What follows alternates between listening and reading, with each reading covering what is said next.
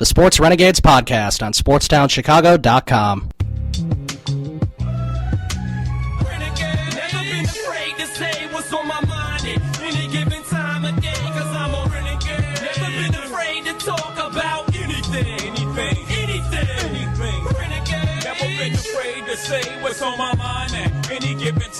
day, cause I'm a renegade. Never been afraid to holler about anything. Okay, welcome in to the Sports Renegades here on SportsTownChicago.com. I'm Ryan Stuprich. And I'm Ryan Risky.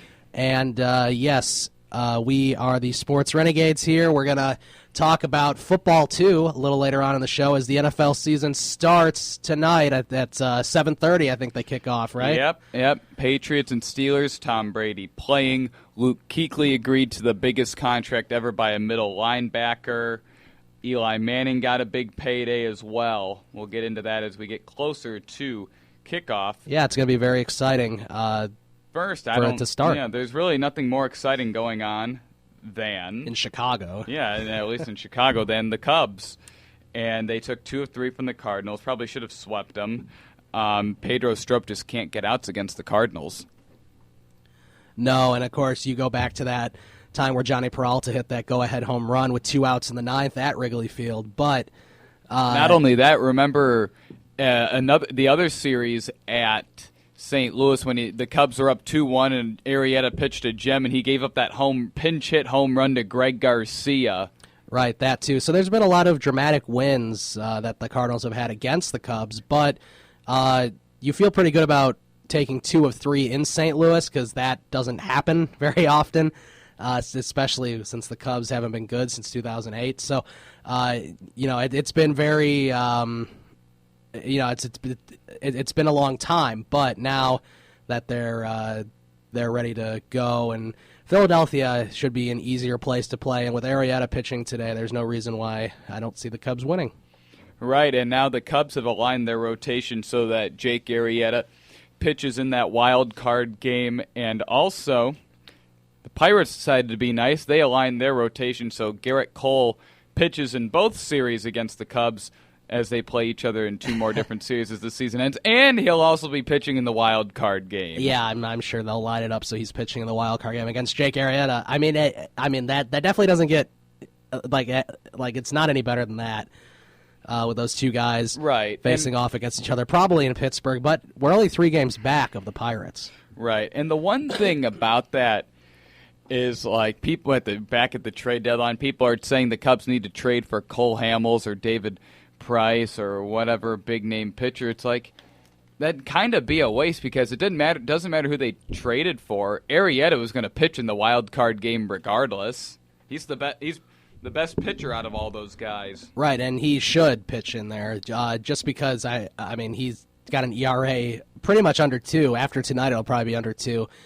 Which means he's pretty much only got Greinke in his way to win the NL Cy Young as well. So I mean that's just crazy. Be Kershaw. Yeah, the dark horse would be Kershaw, although he wasn't consistent all year like these 2 guys.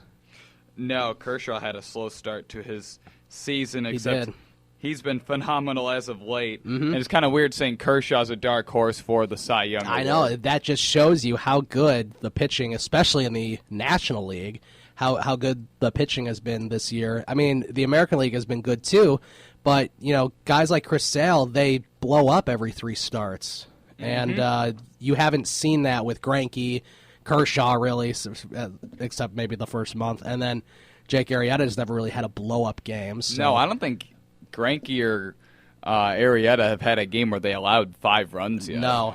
I know Arrieta's had a game he allowed 4. That might be it, though. Yeah, he's allowed 4, and a lot of that has to do with errors and defense, and or that game against the Indians where he walked 2 guys, gave up a 3-run homer. Right, but I mean 2.03 ERA. I mean that's outstanding, and that is we really are in an era of lower scoring and pitchers. That's for sure. Right. I mean, when was the last time the Cubs had someone this good? Like Greg Maddux. Yeah, I mean it's Greg Maddux stuff right now. Mm-hmm, back in when his first stint with the Cubs. I mean, Mark Pryor in 2003 was 18-6 with like a 2.40 ERA, and Arrieta he was very good then. Yeah, Arrieta's been better. Arrieta's been better. Mm-hmm. I mean, Arrieta's been better than Dempster in 2008. He's better than any of the years Zambrano was with the Cubs. He's better than any of the years Wood, back when Kerry Wood was starting and good. Right. I mean, no one's been better than Jake Arrieta. I mean, this is like a historically good season for a Cubs starting pitcher. Yeah, it's like it's him and Maddox and Ferguson Jenkins probably are the three best single performances. I'm sure I'm sure Jenkins had a season like this. Yeah, I mean that multiple was, seasons. The like thing this, is, that's a completely different era because that was when pitchers were expected to throw complete games. Right, I mean, right. I think Three Finger Brown in 1908 went like 30-9 with a really low ERA. Yeah, that doesn't surprise me. I mean, there was people throwing complete games every time they went out. Like it was a failed outing if you didn't pitch all 9 innings. Right. Nowadays, you want them. A failed outing is not going 6 innings. It'll be interesting this weekend to see how the Cubs are able to tee off against these young Phillies pitchers. A couple of them are supposed to be pretty good. I know that Nola guy is supposed to be really good. He was the 7th overall pick in the 2014 MLB draft. Yeah, he's going to be good. I don't think we're facing him, though, because I think he pitched last night or something. I think the Cubs miss out on him. I can check that. He's their best to pitcher, make sure. So that would be nice if the Cubs get to miss out on him. I know they're facing Aaron Harang like Saturday or Sunday, so that should be fun. I think he has a 4.99 ERA. Right.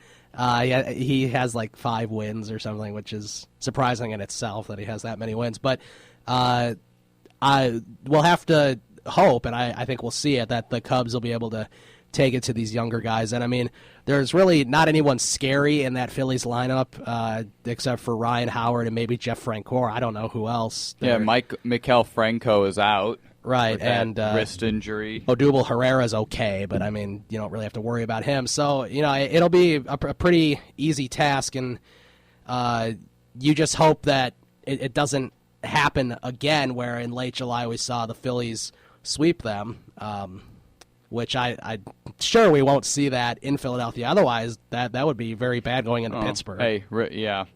Return the favor. The Phillies swept the Cubs at Wrigley Field. And we should be able to sweep them at, this is a 4-game Citizens series. Bank Ballpark. Citizens Bank Park. And it's going to be fun. The Phillies are a team in a rebuild mode, much like the Cubs. They fired Ruben Amaro today and said they would not be picking up his contract at the end of the season. So it's time to move forward. A team that does not have very many building blocks, does not have very many young pieces in their system.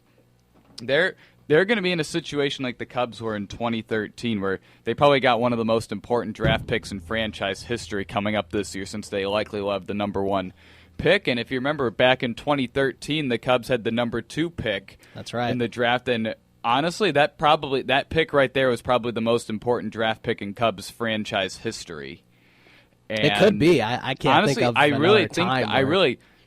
Because these last 10 years have probably been when scouting and drafting has become more important, where you can't really just sign free agents anymore. Right. Because not as many hit free agency, and when they do, they're already old, so you're only getting a couple good years out of the 7 or 8 that you have to sign them for. So, it was a very important pick, and the Cubs took Chris Bryant, and it looks like they really got their guy. Yeah. It's safe to say they nailed the most important pick in franchise history, because that was probably the pick that really was the turning point in the Theo Epstein era. It was taking Chris Bryant. He's now the starting third baseman on pace. He's having one of the greatest rookie seasons in MLB history. He's going to win NL Rookie of the Year. He has one of the question about He's that. having one of the greatest rookie seasons in MLB history. Leads the team in RBIs. And I think Rizzo's a couple behind him. Right, and also throwing the fact that he's got his wins above replacement is over 6. That's because the Cubs haven't had a good third baseman since Aramis Ramirez, and he was bad in the tail end of his career with the Cubs. So, it makes sense. And also, before Aramis... For Aramis, they had nothing. They had nothing. It went Ron Santo, and then a lot of years with nothing. I think they might have had over 30 different opening day third basemen in the span between I think you're Ron right. Santo's final year and when they traded for Aramis. Mm-hmm. And then when Aramis left, I was like, they have no third baseman. They don't have anyone in their system. And then they draft Chris Bryant, who looks like that franchise third baseman, unless they move him to the outfield so that Baez can play third. Yeah, and Javier Baez did look really good at third base. As a third, he can play all over the infield. He's which looked is very a lot exciting. better. Like, he's not striking out as much. I'm excited. I mean, think they took away that big leg kick, and he's making more contact. He's still going to strike out. He won't hit for the highest average. I think he's here to stay, though. Yeah, that's for sure. It's really, really good to see. So I mean, and it's really nice knowing that the Cubs nailed that number 2 pick in the 2013 draft, because the funny thing is, before that college baseball season started, it was assumed that Mark Appel would go first overall. And then after that, there was like a lot of questions of who could be the number 2 pick. And if you look, before the season, before Chris Bryant had that amazing season that he had, there was really a bunch of guys that you really wouldn't feel comfortable taking as the number 2 pick. And you're kind of wondering, is this another Cub thing? And then Chris Bryant had the 32 home runs his junior season in college, and the Cubs took him, and they haven't looked back. And that's probably going to be one of the smartest draft picks in Cubs history, because that was back when everyone said they need impact pitching, and everyone's saying they're going to take Jonathan Gray or Mark Appel, right? And it's because then they're going to take a pitcher, and then they took Chris Bryant, which I was actually happy when they took him, because I was just thinking they need pitching, except everything that I read about him made me want him more than the pitching. I was like, I think he's the best player available. And so I was very happy with that. And the funny thing is that the day that they had drafted him, my dad had a party at work because it was his 30th anniversary working at Safeway. So he had a big dinner, so he didn't know what happened. So I had to call him at the thing to let him and leave a voicemail letting him know that they took Chris Bryant. Yeah, there you go. And a couple of notes. The Cubs actually were criticized by a lot of people for that pick for not taking a pitcher.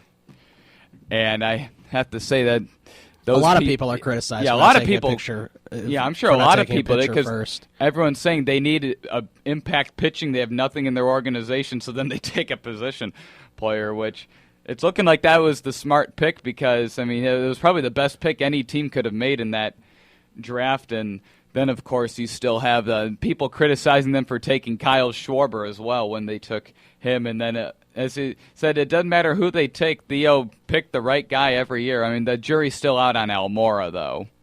Yeah, we don't know about him. A couple notes. They weren't criticized for that pick. The game tonight has been delayed a little bit because of rain.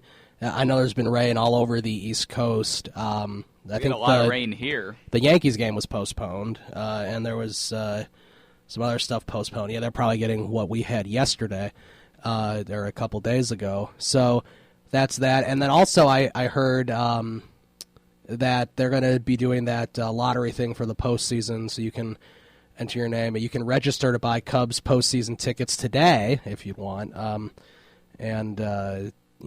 You could get them.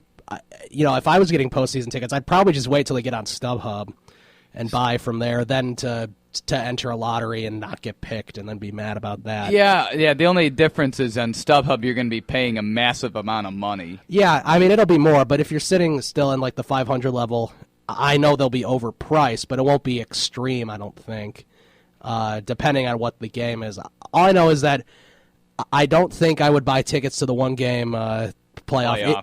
Even if it was at home, I don't know if I'd buy it. It'd be too much pressure and too much, and if they ended up losing, you'd feel really bad about it. I would rather wait until that happens and then take my chances, try to see how much they are for first round against the Cardinals, I guess. Yeah. I mean, that lottery is kind of unfair the way that lottery is, just because it's random. It's not like where the actual pre-sale. That's the right. The one negative. The seats would be cheaper, I guess, if you. They would be a lot cheaper if you're able to buy some from that lottery. So I don't know. I might just register, and then if I get picked, I guess you get to choose if you're going to actually do it or not, right? Yeah, you do. So you could enter your name, your dad's name, your brother's name. You can enter a lot of names. And right? enter your mom's name. Yeah, enter your grandma's name. Enter a lot of names, and hope one of them gets picked. Now, since you have season tickets, your thing goes a little because I know they contacted you a few weeks we ago bought 'em. to see if you would be interested. So we had to buy them though for every single possible game they could play. So I guess if they don't. If they don't, happen, we had to then pay you for get that your money wild back, card right? game, and even if they don't play it, then that money just goes towards next season's It goes tickets. towards next season tickets. So how much was that altogether?